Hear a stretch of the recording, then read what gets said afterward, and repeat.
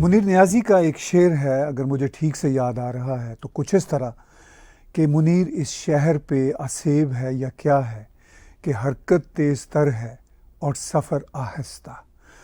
तो मुझे लगता है कि मुनीर नियाज़ी के ये जज्बात जो शेर की सूरत में हैं, पाकिस्तान की सियासी सूरत हाल पे बिल्कुल ऐन फिट होते हैं। और ये कोई आज की बात नहीं है, दहाइयों से जो पाकिस्तान के मामलात हैं उस पे ये फिट शेर है। और पाकिस्तान में हमेशा से यूँ लगता है कि आनियाँ जानियाँ जिसको हम कहते हैं वो तो बहुत हैं, नेट रिज़ल्ट अनफॉर्चुनेटली सिफर का सिफर है।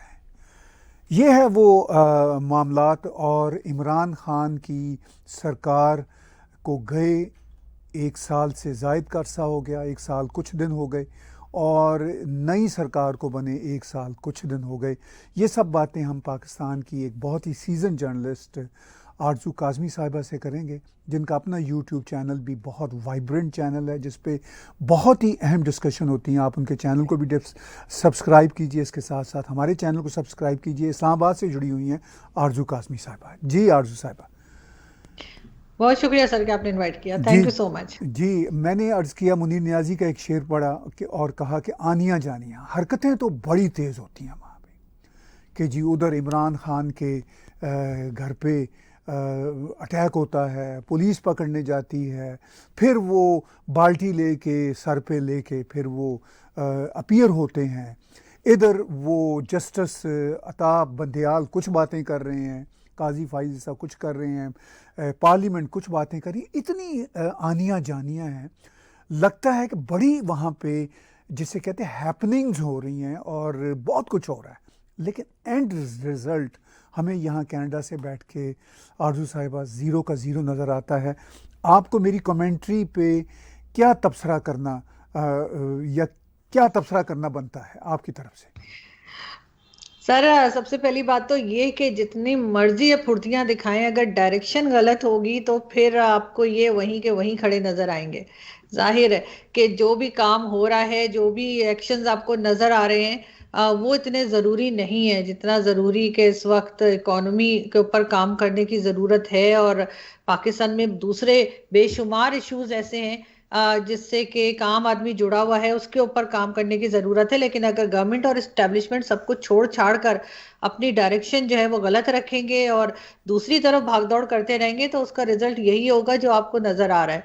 यहाँ पर बार बार इलेक्शंस की बात की जा रही है, इमरान खान भी फोर्स कर रहे हैं इलेक्शंस के लिए, और कई दूसरे लोग भी कह रहे हैं जो इमरान खान का साथ दे रहे हैं। मगर बात सारी ये है कि क्या पैसा है इनके पास, और फिर ये बार बार इलेक्शंस कराना अफोर्ड कर सकते हैं क्या?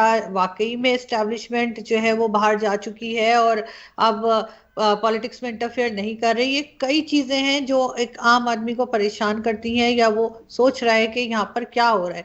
इसके अलावा ये भी आप देख ही रहे हैं कि उसी दौरान में इन्होंने नेशनल सिक्योरिटी कमेटी ने जो है ये फैसला किया है कि टेररिज्म के ऊपर काम करेंगे। बहुत दिनों से ने कहा तो जा रहा था, कई बार बहुत से हमारे इंडियन दोस्त भी ऐसे हैं जो वीलॉग बनाते हैं, और उन्होंने कहा कि आखिर कोई ऑपरेशन क्यों नहीं ये कर रहे टीटीपी और दूसरे लोगों के ऊपर। तो तब भी यही एक इम्प्रेशन था, यही सोचा जा रहा था कि शायद फंड्स की कमी है, आईएमएफ का इंतजार हो रहा है या कुछ है। लेकिन अभी जब इलेक्शंस के लिए कह दिया गया उधर से अदालत की तरफ से, तो फिर अचानक ही ये ऑपरेशंस भी स्टार्ट कर दिए गए हैं। आज भी बन्नू में 3 लोगों को मारा गया है और बताया यही जा रहा है कि टेररिस्ट थे। तो इस किस्म की बातें कुछ कर रही है गवर्नमेंट भी और एस्टेब्लिशमेंट भी और साथ साथ अपोजिशन भी, जिसका कि आपस में जो ताल्लुक है वो काफी कॉम्प्लिकेटेड सा लग रहा है, कि लोगों को लग रहा है कि आखिर ये कर क्या रहे हैं, क्या किस तरफ जा रहे हैं और क्या करना चाह रहे हैं।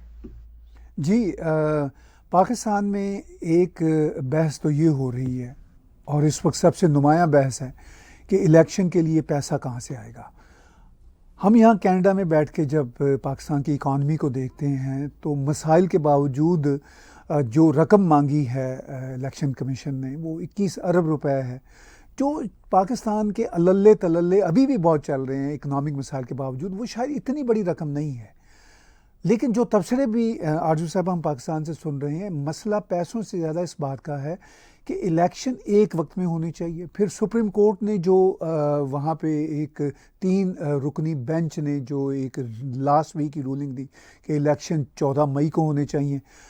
अब उसमें ये ख़तरा है कि पाकिस्तान जैसे वॉलाटाइल समाज में अगर इलेक्शन सभी कौमी असम्बली के और ख़ास तौर पर पंजाब और खैबर पख्तूनख्वा 2 बड़ी असम्बलियाँ हैं, अगर इनके एक वक्त में नहीं होते तो वो भी बहुत सारे मसाइल की वजह बन सकते हैं।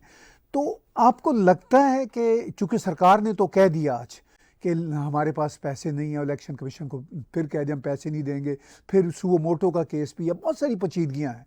आपको लगता है कि इलेक्शन 14 मई को पंजाब के हो पाएंगे जो सुप्रीम कोर्ट ने कहा है, या फिर ये 8 अक्टूबर को ही होंगे जो इलेक्शन कमीशन की पहली रूलिंग थी, या फिर 8 अक्टूबर से भी आगे कहीं निकल जाएंगे? सर, होने को तो पाकिस्तान में कुछ भी हो सकता है, लेकिन लगता नहीं है कि अभी फौरी तौर पे मई में जो है वो इलेक्शंस हो सकेंगे। इलेक्शंस आगे बढ़ते हुए ही दिखाई दे रहे हैं और शायद अक्टूबर तक ही जाकर हो पाएंगे। बहुत से लोग ये भी बात करते हैं कि जो इमरान खान की जब हुकूमत थी और Imran Khan as a prime minister मौजूद थे, तब उनसे कुछ संभाला नहीं जा रहा था, और ना सिर्फ इकोनॉमी बल्कि फॉरेन पॉलिसी, हर तरह की ही चीज जो थी या सिस्टम जो था वो खराब हो गया था। और लोग ये भी बात कर रहे हैं कि शायद इमरान खान को सोच समझ के हटवाया गया है ताकि वो मजीद मुश्किलों में ना फंसे। और उसके बाद ये जो इस वक्त पीडीएम की गवर्नमेंट है ये लाई गई है, और अब जाहिर है कि इनकी हालत इमरान खान से भी ज्यादा खराब हो चुकी है, क्योंकि कहीं से लोन नहीं मिल रहा है, फंड्स नहीं है, चीजें महंगी होती जा रही हैं और लोग परेशान हैं। अब हुआ यह है कि इमरान खान ऑटोमेटिकली लोगों की नजर में, काफी लोगों की नजरों में हीरो बन गए कि जब वो थे तब इतनी परेशानी नहीं थी। तो इसलिए शायद आगे जाके जब इलेक्शंस करवाए जाएंगे तो ऑटोमेटिकली इमरान खान दोबारा से जो है वो आ जाएंगे एज अ प्राइम मिनिस्टर। और उसके बाद जो है वो लोगों का कहना यही है कि फिर आगे न जाने वो क्या करेंगे, लेकिन बहुत से लोगों का ये भी ख्याल है कि जो इमरान खान के मुखालिफ रहे हैं लोग, चाहे वो किसी पॉलिटिकल पार्टी से हो या कहीं, तो वो शायद उनकी लिस्ट बनाना शुरू कर देंगे। मगर अभी तक ये लग रहा है कि एस्टेब्लिशमेंट ने जो कहा था कि हम इंटरफेयर नहीं करेंगे और हम अलग रहेंगे सियासत से, तो ये भी सुनने में आ रहा है कि इमरान खान कॉल्स कर रहे हैं लेकिन आर्मी चीफ की तरफ से या एस्टेब्लिशमेंट की तरफ से फोन नहीं उठाए जा रहे। चीजें ऐसी हैं कि सर एक दिन कोई बात की जाती है और दूसरे दिन कुछ और नजर आता है। तो इसलिए अभी ये कहना बहुत मुश्किल होगा, लेकिन भारत इलेक्शंस होते हुए दिखाई नहीं दे रहे। इलेक्शंस जो हैं वो मई में होने बहुत ही मुश्किल लग रहा है, बल्कि अक्टूबर में भी कई लोगों को उम्मीद नहीं है, लेकिन मेरे ख्याल है अक्टूबर में कुछ ना कुछ कर करा के लोग इलेक्शंस करवा देंगे। लेकिन बात सारी ये कि जो पार्टी हार जाएगी क्या वो उस रिजल्ट को एक्सेप्ट करेगी, क्या वो मानेगी कि वो हार गए हैं और वो साइड पर होंगे, वो होना भी बहुत मुश्किल लग रहा है। इमरान खान की पार्टी का कहना है कि पाकिस्तान के मसाइल का हल फौरी इलेक्शन में है, और ख़ास तौर पर जबकि सुप्रीम कोर्ट ने एक डेट भी दी है 14 मई की पंजाब के इलेक्शन के लिए, तो हम यहाँ बैठे महसूस कर रहे हैं कि पाकिस्तान के मसाइल का हल इलेक्शन होने या ना होने से नहीं है, पाकिस्तान के माइंडसेट के दुरुस्त होने से है।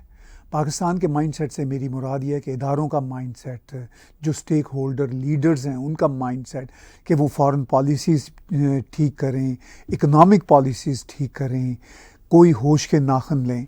तो हमें तो यहाँ बैठ के ये महसूस होता है कि इलेक्शन तो एक बाई प्रोडक्ट है। जब तक इलेक्शन के साथ जुड़ा हुआ जमहूरी रवैया पॉलिटिकल पार्टीज़ में, इदारों के अंदर, आर्मी के अंदर और ये हत्ता के जजों के अंदर नहीं आता, तब तक पाकिस्तान के मसाइल हल नहीं होंगे। आपको ग्राउंड रियलिटी मेरी इस कमेंट्री में कैसी दिख रही है?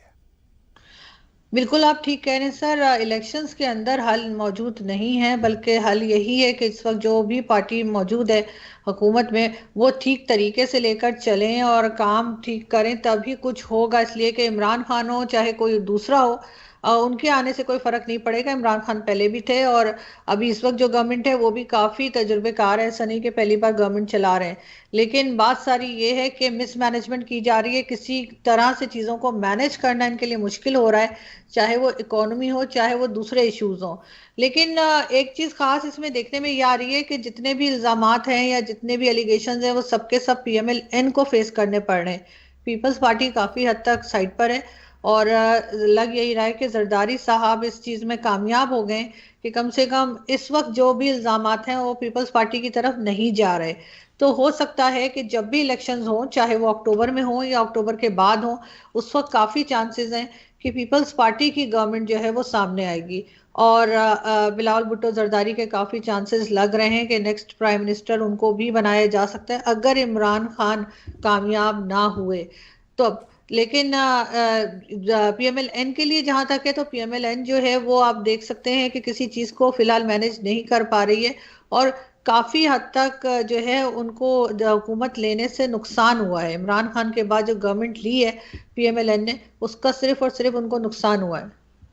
जी, आप ये कह रही हैं कि इमरान खान की हुकूमत जाने के एक साल बाद जो पीडीएम की सरकार की अब तक की परफॉर्मेंस रही है उस पे निशाने पे पीएमएलएन नवाज शरीफ है, पाकिस्तान मुस्लिम लीग नवाज शरीफ की पार्टी है, वो इस वक्त नुकसान में है, रिसीविंग एंड में है। ये बात आप बिल्कुल दुरुस्त एनालाइज कर रही हैं, हमें भी बैठे हुए यही महसूस होता है। लेकिन इमरान खान की पॉपुलैरिटी बड़ी, ये एक हकीकत है। इसके बावजूद कि वो इतने यू टर्न लेते हैं, उन्होंने अपनी हुकूमत जो वोट ऑफ नो कॉन्फिडेंस के ज़रिए गई थी उसके जाने के बाद कहा कि ये अमेरिका की साजिश थी। अभी उन्होंने 2-3 रोज़ पहले कहा कि ये अमेरिका की साजिश नहीं थी, ये तो जनरल बाजवा ने हुसैन हक्कानी को हायर किया था। और मैं हुसैन हक्कानी साहब के 2 इंटरव्यू रिसेंटली जो मैंने देखे, एक तो शाहजेब के साथ था और दूसरा तलत हुसैन साहब के साथ था, और उसमें उनका मौक़िफ़ तो बहुत ही आर्टिकुलेट था कि भाई अगर ये मेरे कहने पे इमरान खान की हुकूमत जा सकती है तो फिर तो पाकिस्तान का खुदा ही हाफ़िज़ है, और पीटीआई का तो खुदा ही हाफ़िज़ है कि अगर एक शख्स के कहने पे इतना बड़ा काम हो सकता है। तो इमरान खान जो इस तरह के खौफनाक यू टर्न लेते हैं, आज कुछ बात करते हैं, कल बिल्कुल उसके उलट बात करते हैं, और झूठ बोलने के वो इतने शदीद आदी हैं, बात को बढ़ा चढ़ा कर पेश करने के वो मास्टर हैं। इसके बावजूद उनके चाहने वाले जो हैं वो उनको मुसलसल चाहे जा रहे हैं। आप कैसा इसको वहाँ पे बैठे देख रही हैं? सर, इसमें मार्केटिंग का बहुत काम है। इमरान खान की पॉपुलैरिटी में सुनने में तो यही आया है कि उन्होंने कई फर्म्स हायर कर रखी हैं अमेरिका में भी और यूके में भी, जो उनकी इसी चीज के ऊपर काम करते हैं। सोशल मीडिया इमरान खान का बहुत एक्टिव है, हमेशा से ही है, जब से वो उन्होंने पॉलिटिकल पार्टी बनाई है। बल्कि वो तो इलेक्शंस वगैरह भी इसी वजह से जीता करते थे क्योंकि सोशल मीडिया पे लोग उन्हें देखते थे और सुनते थे। उन्होंने इस चीज को आगे लेकर चले हैं जिसकी वजह से बहुत बार लोग ये भी कहते हैं कि ये एक फेक किस्म का की भी एक हवा बनाई गई है इमरान खान के लिए कि वो बहुत पॉपुलर है, और इतने पॉपुलर अब नहीं रहे जितना कि वो प्राइम मिनिस्टर बनने से पहले थे। लेकिन अब बात सारी यही है कि बिल्कुल इस चीज में काफी हद तक जो है वो वजन इसलिए लगता है कि वाकई में फर्म्स हायर की गई हैं और उनको जिस तरह से पेमेंट्स की जा रही है उसकी न्यूज भी बाहर आ चुकी है, और कौन कौन लोग उन फर्म्स की तरफ से हायर किए गए हैं उनके स्टेटमेंट्स भी हम सुनते रहते हैं या देखते रहते हैं। तो एक तरह से आप पूरी तरह से ये भी नहीं कहा जा सकता कि इमरान खान के फेवर में जो लोग बात कर रहे हैं वो 100% जेन्युइन है या वाकई में ऐसा हो रहा है। तो और ये चीज जो है ये पीपल्स पार्टी और पीएमएलएन की बहुत कमजोर है। उन लोगों को बिल्कुल इस तरह की मार्केटिंग नहीं आती है, उनकी मार्केटिंग टीम या उनकी सोशल मीडिया टीम बहुत कमजोर है। आजकल जमाना तो सोशल मीडिया का ही है। तो इसलिए मेरा ख्याल है कि किसी हद तक तो ये कहा जा सकता है कि इमरान खान के फॉलोवर्स हैं, जो कि हर पार्टी के होते हैं, चाहे कोई भी पार्टी हो उसके फॉलोवर्स मौजूद होते हैं। इमरान खान के जितने पॉलिटिकल रैलीज होती हैं वो रात के वक्त होती हैं, तो ये भी बताया जाता है कि लाइट्स ज्यादा होती हैं, लोग कम होते हैं, जबकि बाकी पॉलिटिकल पार्टीज दिन के वक्त अपने जलसे कर रही हैं जो साफ देखे जा सकते हैं। तो चीजें थोड़ा सा कंफ्यूजिंग जरूर है, आप कुछ कहा नहीं जा सकता। लेकिन हाँ ये जरूर है कि क्योंकि पीएमएलएन से कुछ मैनेज नहीं हुआ ठीक से, तो इस वजह से जो क्रेडिट है थोड़ा बहुत वो इमरान खान की तरफ बढ़ गया है।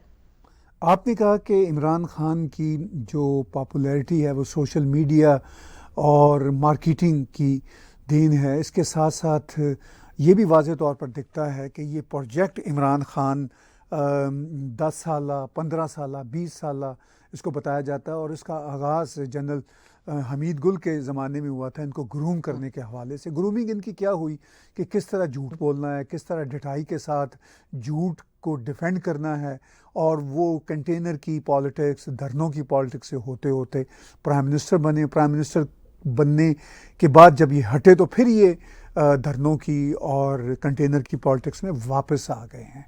तो आपको लगता है कि जो फेवरेटिज़म इनका था इदारों की तरफ से गुज़िश्ता 15-20 सालों के दौरान ख़ास तौर पर, वो फेवरेटिज़म जो रवैया है वो अभी भी इदारों के अंदर मौजूद है? सर बिल्कुल मौजूद है। ये जरूर है कि कम हो गया होगा, लेकिन मौजूद है। क्योंकि इदारों में भी तो इमरान खान ने एक तरह के ग्रुप्स बनवा दिए, जो कि बहुत लोग कहते हैं कि कोई नहीं कर पाया जो इमरान खान ने कर दिया। इसी वजह से कुछ दिन पहले आपने देखा होगा कि जजेस का भी एक पैनल जो है, या एक डेलीगेशन जो है, वो इमरान खान से मिलने पहुंचा था अपनी फैमिली के साथ। वरना ऐसा कब होता है कि कोई पॉलिटिशियन से मिलने के लिए जाए, वो भी इस तरह से, कभी जजेस जाते हैं तो कभी रिटायर्ड फौजी जाते हैं। तो ये सब चीजें तो चल रही है, क्योंकि जाहिर है इमरान खान के ऊपर 30 साल लगाए गए हैं, और इमरान खान प्रोजेक्ट के नाम से लोग कहते हैं कि जी इनको लॉन्च किया गया। मगर जितनी गलतियां या जितने ब्लंडर्स और अजीब किस्म की स्टेटमेंट्स हमने इमरान खान से सुनी, वो शायद ही कहीं सुनी हो किसी और प्राइम मिनिस्टर से। तो मेरा ख्याल है कि कहीं ना कहीं ग्रूमिंग में जो है वो कुछ कमी रह गई। क्योंकि चाहे आप इंटरनेशनल लेवल पे देख लीजिए, जब इमरान खान गए किसी इंटरनेशनल मीडिया से बात करने, चाहे उन्होंने as a prime minister visits किए, उसके ऊपर आप उनकी बात सुन लीजिए जो उन्होंने वहां जाके किए। बहुत बार एम्बैरेसमेंट हो चुकी है पाकिस्तान को और पाकिस्तानियों को। लेकिन उसके बाद खान साहब का कहना कि जी यू टर्न तो बड़े बड़े लीडर लेते हैं। तो ये कई ऐसी चीजें हैं जिसमें कि मेरा ख्याल है कि कहीं ना कहीं गलती हुई है। सिर्फ एक चीज है कि जिस तरह के करप्शन के केसेस नवाज शरीफ साहब या पीपल्स पार्टी वालों के निकले हैं, वो इमरान खान के अभी तक सामने नहीं आ सके। ठीक है, तो तोशा खाना के बात है और दूसरी चीजें हैं। अगर इधर भी देखा जाए तो यहाँ पे इमरान खान ने काफी चालाकी के साथ और काफी समझदारी के साथ खेला है कि वो इस किस्म के केसेस उनके नहीं आ पा रहे। लेकिन हमने ये भी देखा कि चाहे कोई पीपल्स पार्टी का हो या किसी और पॉलिटिकल पार्टी से हो, जब अदालतें बुलाती थी तो वो अदालत में पेश भी हुए हैं, जेल भी गए हैं। इमरान खान जो है वो चाहे जो मर्जी कह लें, चाहे इदारों को चाहे किसी को, लेकिन उनको अभी तक जेल भेजने की हिम्मत किसी की नहीं हुई। वरना आपने देखा अली वजीर साहब को हो, चाहे मोहसिन दावड़ हो, उनसे कहीं हल्की बात करने के बावजूद, कहीं कम बोलने के बावजूद उन लोगों को अरेस्ट किया गया। तो ये सब चीजें यही बताती हैं कि इमरान खान के साथ इस वक्त भी स्टैब्लिशमेंट का कोई ना कोई ग्रुप मौजूद है जो उन्हें सपोर्ट कर रहा है और उन्हें जेल जाने से कम बचा रहा है। तो फिर हो सकता है कि वही लोग आगे जाके इतने ताकतवर हो जाएं कि वो इमरान खान को दोबारा एज अ प्राइम मिनिस्टर ले आए, क्योंकि कोई ना कोई डील तो होगी, बगैर किसी फायदे के तो कोई काम नहीं होता।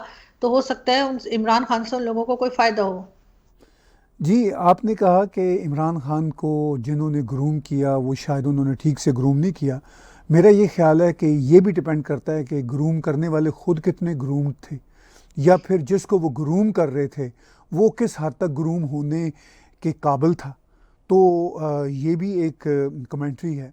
इसके साथ साथ आपने कहा कि ये ठीक है कि जिस तरह के करप्शन के केसेस नवाज शरीफ या जरदारी साहब के ख़िलाफ़ सामने आते थे, उस तरह के करप्शन के केसेस उस लेवल के इनके ख़िलाफ़ नहीं आए। मगर ये भी हकीकत है कि वो करप्शन के केसेस भी साबित नहीं हो सके अदालतों में, और जरदारी साहब ने तो बहुत साल जेलों में भी काटे, और जेलों में जितने साल उन्होंने काटे, अगर उन पे वाकई कोई करप्शन का जेन्युइन केस भी साबित हो जाता तो इतने साल ही उन्होंने जेल में काटने थे, इससे ज़्यादा तो नहीं जेल में काटने थे।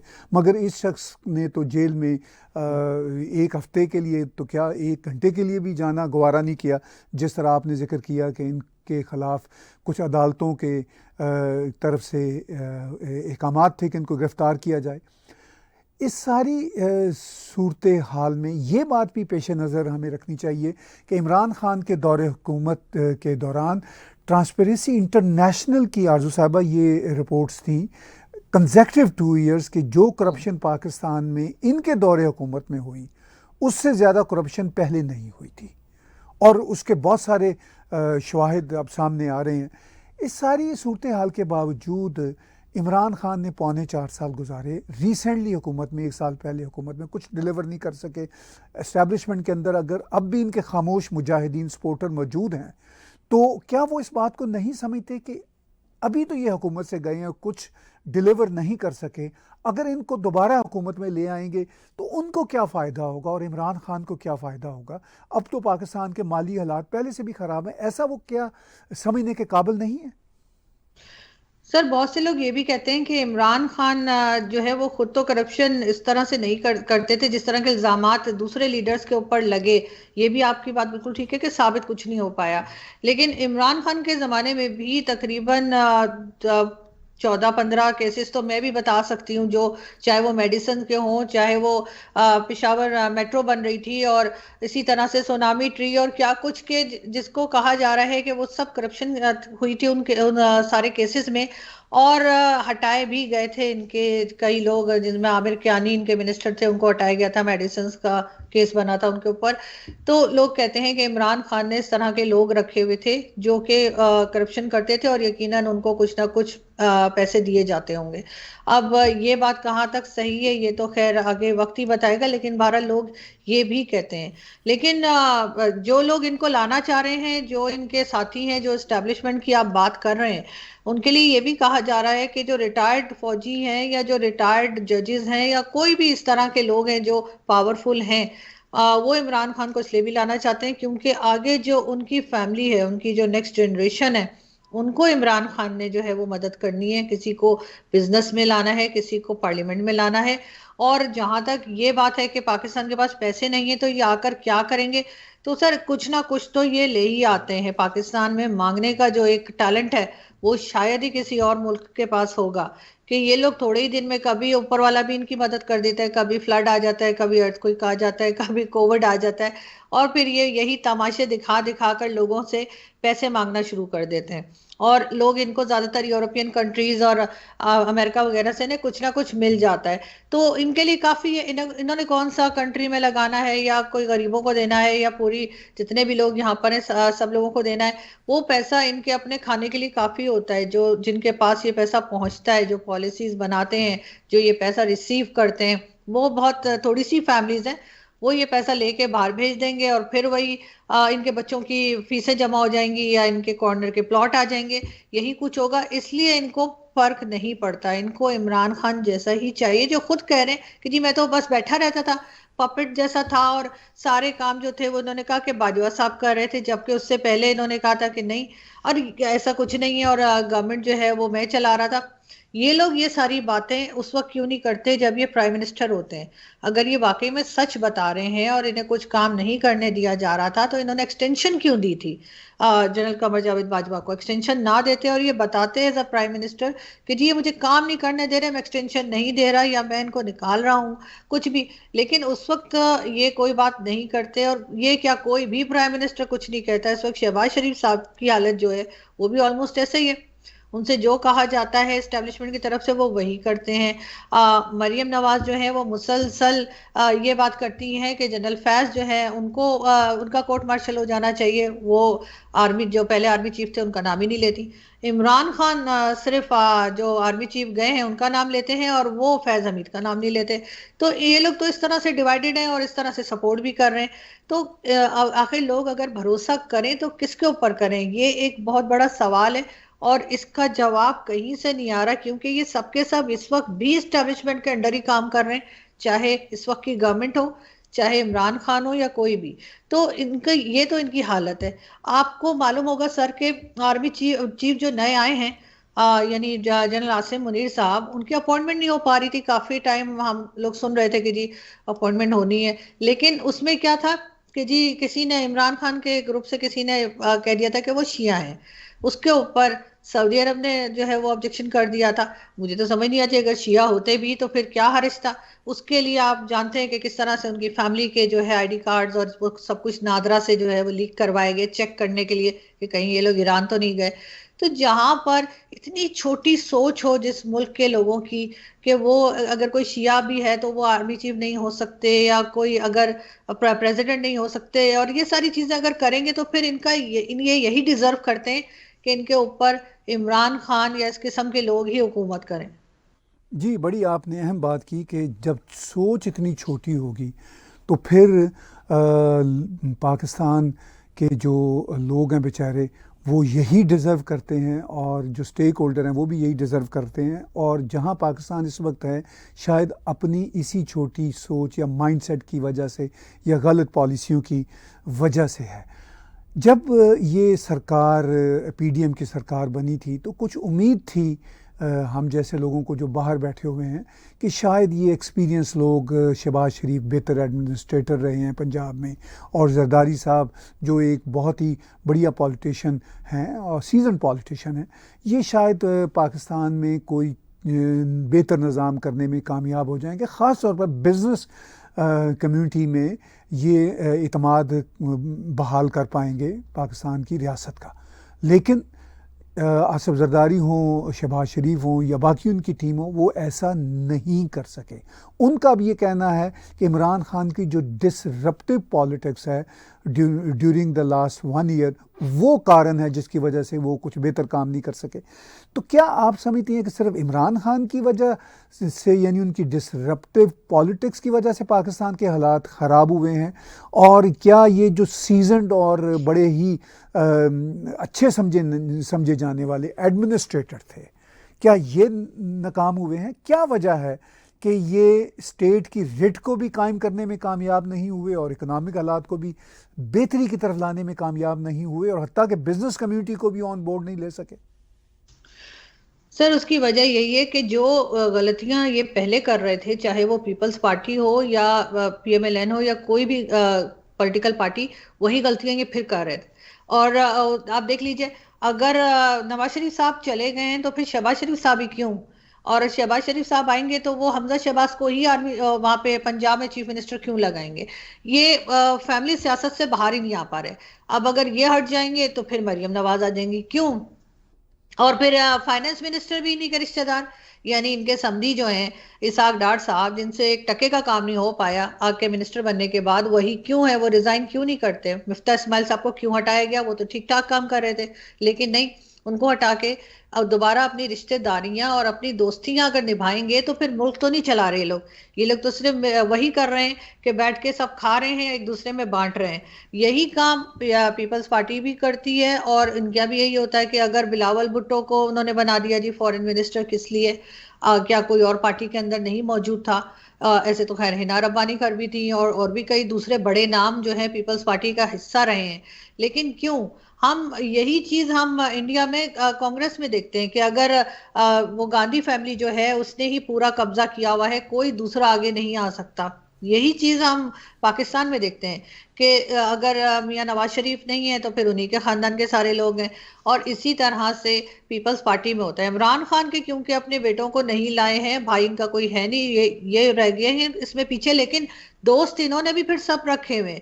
जितने इनके दोस्त हैं, जितने इमरान खान के रिलेटिव्स हैं जो इनको कुछ फायदा करते हैं, उन सबको इमरान खान ने या तो मिनिस्टर बना दिया या एडवाइजर लगा दिया। जुल्फी बुखारी, जिनको के टूरिज्म का ओहदा दिया गया था कि जी ये वाला डिपार्टमेंट आप देखेंगे टूरिज्म का, उनका क्लिप मौजूद है जिसमें कोई उनसे पूछ रहा है कि कोई एक जगह पाकिस्तान की बता दें जहां हर किसी को जाना चाहिए, देखना चाहिए एज अ टूरिस्ट। वो एक सिंगल जगह नहीं बता पाए, और उन्होंने कहा कि जी मैं बाद में बताता हूं। ऐसा करके वो वहां से 9-2-11 हो गए। इस किस्म के लोग इमरान खान ने भी रखे थे।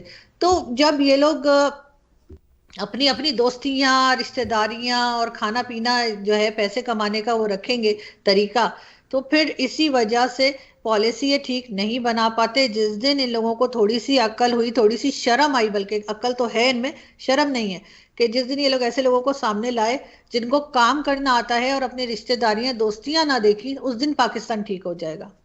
आखिर में इस हवाले से भी अपनी राय दीजिए कि ये जो पीडीएम की सरकार है, 1 साल से भारत के साथ तल्लुकात बेहतर बनाने के लिए या भारत से बहुत हवालों से मदद लेने की खातिर कोई अपनी पॉलिसी को चेंज करने के हवाले से अक़दामात उठा सकी है या नहीं उठा सकी? एक बात तो वाज़ेह है, जिस तरह वज़ीर ख़ारजा बिलावल भुट्टो की इंसल्टिंग लैंग्वेज रही प्राइम मिनिस्टर मोदी जी के ख़िलाफ़, उससे तो साफ ज़ाहिर होता है कि ये सरकार भी भारत की मदद लेने को तैयार नहीं, और मदद लेने के लिए ज़ाहिर पॉलिसियाँ बदलना होंगी, लेकिन ये बाकी दुनिया भर में हाथ फैला रहे हैं।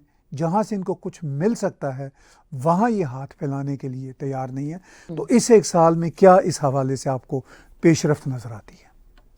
नहीं सर, मुझे तो कुछ भी नहीं लगा कि कोई फर्क आया हो या ये लोग कोई टर्म्स बेहतर करने की कोशिश कर रहे हो किसी किस्म के भारत के साथ। और उसकी वजह भी शायद यही है कि अगर भारत के साथ इनके टर्म्स बेहतर हो गए और इन्होंने कुछ ऐसे इकदाम कर लिए जिससे हम ये नहीं कह पाएंगे कि भारत दुश्मन है या भारत से कोई मदद ले ली, तो दुश्मन से तो कोई मदद लेता नहीं, तो ये तो यही चूरन बेचते हैं ना कि भारत हमें खा जाएगा या भारत बिल्कुल खाली बैठे में वो लोग। और उनका यही है कि वो, उन्होंने कभी नहीं कहा कि वो लाहौर पे या कहीं कब्जा करेंगे। ये हमारे यहाँ से कई बार कहा जा चुका है कि दिल्ली तक जो है वो हम कब्जा करेंगे। लेकिन अगर इस वक्त इन्होंने मदद ले ली और इन्होंने ये चीज कहनी बंद कर दी कि भारत दुश्मन है या भारत दुश्मनी इन्होंने बतानी बंद कर दी, तो फिर अगली बार जब फंड्स आ जाएंगे और इन्हें डिफेंस बजट देना होगा या कोई इस तरह की बात करनी होगी, भारत से डराना होगा कि जी इस वक्त ये फंड देने जरूरी है, तो बहुत से लोग जो है उसको डिफेंस बजट के बजाय बदमाशी बजट भी कहते हैं, तो फिर ये क्या करेंगे? शायद इसी वजह से ये अपनी पॉलिसीज को बदल नहीं पा रहे और ना ही इनको ऐसा करने की इजाजत दी जा रही है, इसलिए कि पॉलिसीज जो हैं वो बाहर ये पॉलिटिशियंस नहीं बनाते, चाहे वो फॉरेन पॉलिसी हो चाहे वो फाइनेंस हो, वो आजकल आपको मालूम ही है कि एस्टेब्लिशमेंट ही देख रही है। बहुत शुक्रिया आरज़ू काज़मी साहिबा, हम आपके शुक्रगुजार हैं कि आपने इस वक्त की जो पाकिस्तान की सूरत हाल है उसका जायज़ा बहुत सारी जहतों के हवाले से किया, और हम आपकी मदद से पाकिस्तान के जो ज़मीनी हक़ाइक़ हैं, ग्राउंड रियलिटीज़ जो हैं, उनको समझते रहते हैं। बहुत बहुत शुक्रिया। बहुत शुक्रिया सर, थैंक यू। व्यूज़ बातचीत सुन रहे थे आरज़ू काज़मी साहिबा की। इस वक्त पाकिस्तान की जो सूरत हाल है उसका मैंने तज़किरा इस शो के आगाज़ में किया था कि हरकतें तो बहुत हो रही हैं, आनियाँ जानियाँ बहुत हैं, फुर्तियाँ बहुत हैं, मगर रिज़ल्ट 0/0 है, बल्कि शायद 0/- है। आज की बातचीत मेरे साथ और आरज़ू काज़मी साहिबा के साथ देखने सुनने का बहुत शुक्रिया।